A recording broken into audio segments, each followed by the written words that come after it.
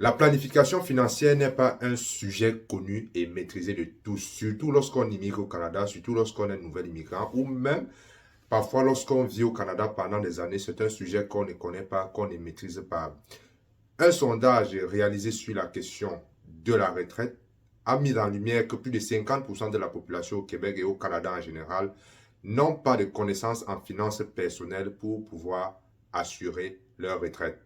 Ce qui fait que la majeure partie de la population ne connaît pas, ne sait pas combien il faudra réserver pour la retraite pour maintenir le niveau de vie. Il y a donc cette question sur le montant qu'il faudra prévoir pour assurer une retraite. Dans cette vidéo, je vais te donner 4 moyens qui vont te permettre de déterminer combien est-ce que tu recevras pendant la retraite ou alors tout simplement comment bien préparer ta retraite. Salut à toi, je suis Ati au Canada. Dans cette vidéo, je vais partager avec toi 4 moyens qui vont te permettre de déterminer le montant dont tu auras besoin pour ta retraite ou simplement combien est-ce qu'il te faut prévoir pour ta retraite. Cette vidéo, elle s'adresse surtout aux personnes immigrantes au Canada comme moi. J'ai immigré au Canada en 2018 et aujourd'hui, ça fait à peu près 5 ans que je suis au Canada et je me suis rendu compte que c'est une question que certaines personnes ignorent. Certaines personnes ne sont même pas au courant. Certaines personnes vivent le jour le jour. Certaines personnes vivent avec une mentalité de la période industrielle, période pendant laquelle c'est l'employeur qui t'assurait un chèque de vie, un chèque de paie, excusez-moi, à vie. Alors, dans cette vidéo, je te donne 4 moyens qui vont te permettre de savoir le montant que tu auras à ta retraite et aussi tout simplement combien est-ce que tu vas prévoir pour ta retraite. Le premier moyen, c'est simplement la règle du 4%. Cette règle-là, elle s'applique beaucoup plus pour les personnes qui ont des investissements en bourse, qui ont des portefeuilles d'investissement en bourse. Elle consiste à soustraire 4% du total de vos investissements au cours de la première année de retraite, puis d'augmenter progressivement pour tenir compte de l'inflation. Cette règle-là, je précise, elle est valable pour ceux qui veulent prendre leur retraite à l'âge de 65 ans. Alors, vous allez me poser la question, pourquoi cette règle? Elle est simple. Cette règle est utilisée pour déterminer combien un retraité peut retirer de ses investissements chaque année, tout en s'assurant de couvrir toutes ses dépenses pendant le reste de ses jours. Comme la règle du 70% dont nous n'allons pas couvrir dans cette vidéo. Nous pourrons certainement faire une vidéo sur la règle du 70%. Je précise encore, la règle du 4% est basée sur les dépenses et la règle du 70% est basée sur les revenus. Alors bien entendu, je ne vais pas entrer dans les débats sur l'histoire de la règle de cette règle du 4%. Si vous voulez en savoir plus, c'est une règle qui est connue. Il y a beaucoup d'articles qui, n'est-ce pas, ont été publiés sur cette règle. Tapez simplement sur, je sais pas, sur YouTube ou bien vous tapez sur Google la règle du 4% pour assurer sa retraite. Vous allez voir beaucoup d'articles. D'ailleurs, je me suis inspiré de certains de ces articles-là pour faire cette vidéo. Alors, de façon basique, cette règle dit simplement que vous devez atteindre 25 fois de vos dépenses en placement pour pouvoir prendre votre retraite. Je répète encore, la règle est simple. Vous devez atteindre 25 fois vos dépenses en placement pour pouvoir prendre votre retraite. Je prends quelques exemples. Par exemple, si vous dépensez annuellement 25 000 dollars, ok, il faudra avoir un placement, c'est-à-dire des portefeuilles de placement en bourse de 25 fois 25 000, c'est-à-dire environ 625 000 pour prendre votre retraite. Par exemple, si vos dépenses annuelles s'élèvent par exemple à 50 000 dollars, il faut multiplier ça par 25. Vous devez avoir un portefeuille en placement en bourse de 50 000 fois 25, ça fait 1 250 000 dollars pour pouvoir prendre votre retraite. Vous comprenez donc ici que le contrôle de vos dépenses est quelque chose de très important, de très essentiel pour pouvoir, n'est-ce pas, assurer un montant consistant pour votre retraite avec ce moyen, c'est-à-dire en appliquant la règle du 4%. Et je vous assure, il est plus facile de contrôler ses dépenses que de contrôler ses revenus parce que dans la plupart des cas, les gens sont des salariés et leur revenu est généralement, le revenu est généralement contrôlé par votre boss, c'est-à-dire par votre employeur. Bien sûr, si vous apportez plus de valeur, votre employeur peut augmenter votre revenu, ok? Et là, vous placez, et aussi un autre aspect, c'est de bien placer cet argent en appliquant cette règle, de placer dans les investissements en bout. Donc, il faut d'autres connaissances pour pouvoir bien les placer dans des portefeuilles bien spécifiques en bourse. Je précise ici, je ne suis pas investisseur en bourse, j'ai des connaissances là, mais je vous donne juste des pistes pour pouvoir vous orienter, pour allumer cette lumière qui peut n'est-ce pas, vous dire, hey, aujourd'hui, qu'est-ce que je fais pour ma retraite? Qu'est-ce que je fais? Est-ce que je planifie ma retraite? Est-ce que je suis en train de prendre des bonnes décisions pour pouvoir assurer des meilleurs jours dans l'avenir lorsque je n'aurai plus la force pour travailler? C'est tout simplement le but de cette vidéo. Le deuxième moyen que je vais partager avec toi ici, c'est simplement ce qu'on appelle les régimes à prestations déterminées et les régimes à cotisation déterminée. Alors, c'est quoi cette affaire? Je précise qu'ici, je vais simplement m'appuyer sur les régimes à prestations déterminées parce que ce sont des sujets très complexes, ce sont des sujets où ce sont des actuaires qui font des calculs là-dessus. Une fois de plus, je précise, je ne suis pas conseiller financier, je vous donne juste des pistes de solutions. Ok? Chacun va prendre en fonction de ce qu'il croit être le mieux pour lui. Ok? Alors, le régime à prestations déterminées, c'est tout simplement un régime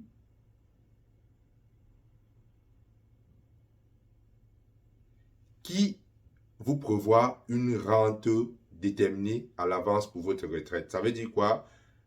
Dès que vous commencez à travailler, ok, selon certaines conditions, il y a un certain montant qui est déjà planifié à l'avance pour votre retraite. C'est ça qu'on appelle rente. C'est comme si vous recevez un salaire chaque mois à votre retraite. Et c'est pendant la période que vous travaillez que cette rente-là est déterminée. Alors, ce montant-là, généralement, correspond à un certain pourcentage de votre salaire multiplié par le nombre d'années reconnues par le régime. Dépendamment du régime que vous avez choisi, il y a des structures au Canada, par exemple, qui s'occupent de cet aspect-là.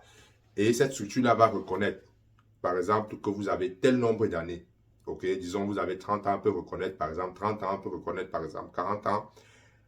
Un peu plus loin dans cette vidéo, on va prendre des exemples concrets pour, n'est-ce pas, rendre la chose un peu plus palpable. Vous comprenez donc qu'ici, c'est votre employeur. Chaque chèque de paie, c'est-à-dire chaque paie que vous allez recevoir, l'employeur va prélever un certain montant ou un certain pourcentage là-dessus pour pouvoir cotiser pour votre retraite. Lorsque vous regardez votre bulletin de paie et que vous faites attention, vous allez voir, n'est-ce pas, les prestations pour la retraite. OK? Les prestations pour la retraite. Je précise que cette vidéo traite des régimes à prestations déterminées. Il y a également les régimes à cotisation déterminée. Ce sont des sujets complexes. Une fois de plus, vous pouvez faire vos propres recherches là-dessus.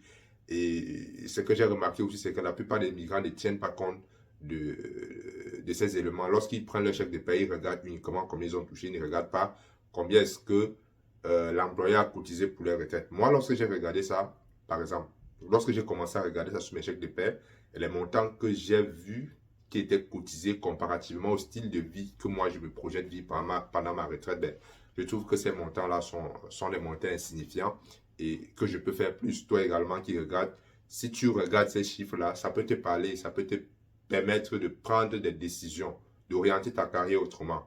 OK? Parce qu'on s'entend bien, lorsqu'on aura la retraite, on n'aura plus la force.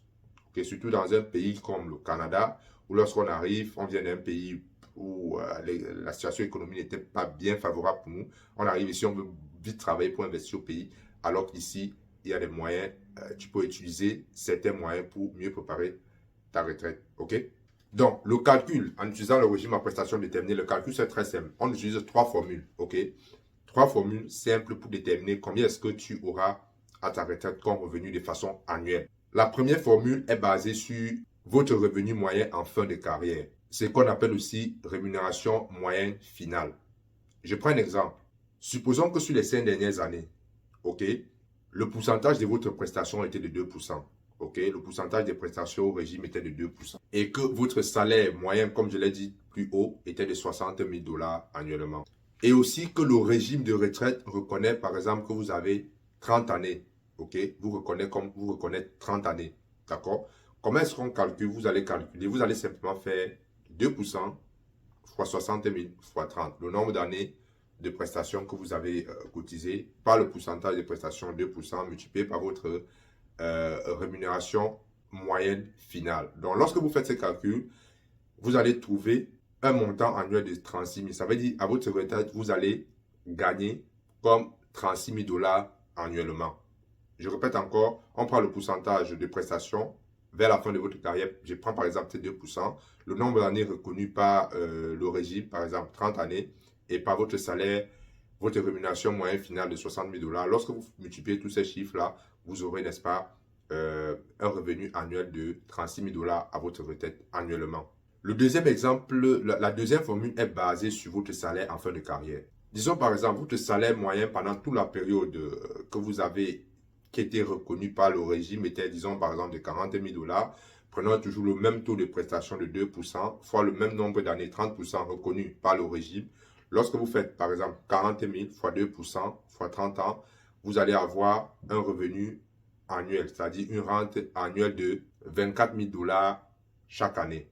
La troisième formule, c'est simplement ce qu'on appelle un montant forfaitaire, un montant fixe. C'est-à-dire pour déterminer le montant que vous aurez droit à votre retraite, le régime prend un montant forfaitaire. Je prends par exemple 100 dollars par mois, multiplié par 12. Ça veut dire que vous aurez 1200 annuellement. C'est ça qui est reconnu. OK? Et on multiplie ça par le nombre d'années reconnues. Je prends toujours l'exemple 30 ans. OK? Si on multiplie 1200 fois 30 ans fois 2%, ça va vous donner un revenu annuel de 36 000 dollars. Ça vous donnera un revenu annuel de 36 000 dollars. Je tiens à préciser ici, lorsque je parle de 30 ans, c'est le nombre d'années pendant laquelle vous avez été participant au régime. OK? C'est le nombre d'années pendant lesquelles vous avez été participant au régime. Maintenant, le troisième moyen, n'est-ce pas, de bien préparer, bien planifier votre retraite, c'est simplement d'aller voir un planificateur financier. Au Canada, si vous ne le savez pas, si vous n'avez jamais prêté attention, il y a ce qu'on appelle des planificateurs financiers. Tapez sur Google, vous tapez planificateur financier à proximité ou bien vous pouvez aller dans votre banque. Il y a des planificateurs financiers. Ce qu'ils vont faire, c'est qu'ils vont regarder votre profil, regarder vos revenus, vous demander combien est-ce que vous voulez. Ils vont vous poser tout un tas de questions et en fonction de ça, ils vont vous donner un montant fixe que vous devez mettre de côté et vous aider comment on dit ça, à vous proposer, n'est-ce pas, des portefeuilles de placement qui vont vous assurer un revenu, un certain revenu pour votre retraite, selon ce que vous voulez, selon votre situation. Est-ce que vous avez une famille? Est-ce que vous avez des enfants? Est-ce que vous avez des dettes? Ça aussi, c'est important. Si vous avez des dettes, c'est sûr, ils vont d'abord mettre un plan sur pied pour éliminer vos dettes. Et par la suite, maintenant, ils vont vous proposer, n'est-ce pas, des moyens de faire fructifier votre argent afin de préparer votre retraite. Les trois premiers moyens que je vous ai donnés sont les moyens qui existent, mais c'est le dernier moyen qui est le moyen le plus efficace, que je recommande d'ailleurs et que la plupart des gens qui ont réussi sur le plan financier à leur retraite que j'ai rencontré, c'est ça qu'ils conseillent. Le dernier moyen, c'est simplement vous éduquer financièrement. Tu arrives au Canada pour la première fois, tu viens d'arriver au Canada ou bien tu es là depuis, c'est l'éducation financière. Pourquoi l'éducation financière? L'éducation financière va te permettre de développer l'intelligence nécessaire pour pouvoir faire fructifier ton argent le mieux. L'intelligence financière va te développer les facultés intellectuelles et mentales qui vont te permettre de faire fructifier ton argent avec des rendements très élevés. OK? En t'éduquant financièrement, par exemple, éduquer financier, c'est simplement comprendre comment l'argent fonctionne, comprendre comment le système bancaire canadien fonctionne, comprendre les différents véhicules de placement, comprendre comment investir, par exemple, en immobilier. OK? Il y a des véhicules de placement. Tu peux investir en bourse avec plusieurs stratégies. Je ne suis pas, vous pouvez prendre des cours. Je donne des conseils, prendre des cours pour investir en bourse. Commencez à faire les placements vous-même, par exemple. OK? Au fur et à mesure, vous allez voir, vu que c'est vous qui contrôlez, vu que c'est vous, parce que généralement, il y a des outils financiers qui sont préparés pour la masse, c'est-à-dire qui donnent des rendements, ce qu'on appelle par exemple au Canada les CPG, qui vont vous donner des rendements, je ne dis pas moins de 1%, moins de 2%. Or, si tu t'éduques pour comprendre comment les marchés financiers fonctionnent, comment la bourse fonctionne, comment lire les états financiers d'une entreprise, comment investir, acheter des actions d'une entreprise, c'est sûr que tu auras des rendements supérieurs à ce que les planificateurs financiers peuvent te proposer. Je ne suis pas en train de dire qu'ils ne... Déjà, même pour choisir un planificateur financier, il faut prendre un planificateur financier qui a des résultats lui-même. OK? Qui a des résultats lui-même. Donc, éduque-toi financièrement, commence à faire tes placements. OK? Et aussi, commence aussi à peut-être lancer un business à lancer un business, ça va te permettre d'avoir des compétences commerciales, de développer plusieurs compétences. Et avec les revenus de ce business-là, tu peux investir par exemple en immobilier, tu peux investir en bourse, ainsi de suite. Tout comme tu peux utiliser ton salaire, tu commences à investir en immobilier dans une petite échelle. Je t'assure, avec ça, par exemple, à Montréal, si tu achètes, aujourd'hui tu achètes un duplex parce que les immeubles prennent rapidement de la valeur. Si tu achètes un duplex, par exemple, dans 2, 3 ans, disons chaque année, tu achètes un duplex, dans 10 ans, lorsque tu auras payé l'hypothèque de tout ça, les revenus seront largement supérieurs à ce que les règles du 4%, tout ce que je viens de te citer. Mais ce sont des moyens. Pour les gens qui ne veulent pas prendre les risques, vous pouvez utiliser les 3 premiers moyens. Et ceux qui veulent s'éduquer, ceux qui veulent travailler sur eux-mêmes, je vous conseille simplement de vous éduquer financièrement. J'espère que vous avez aimé cette vidéo. Si vous l'avez aimé, partagez-la et on se retrouve à la prochaine vidéo. Ciao.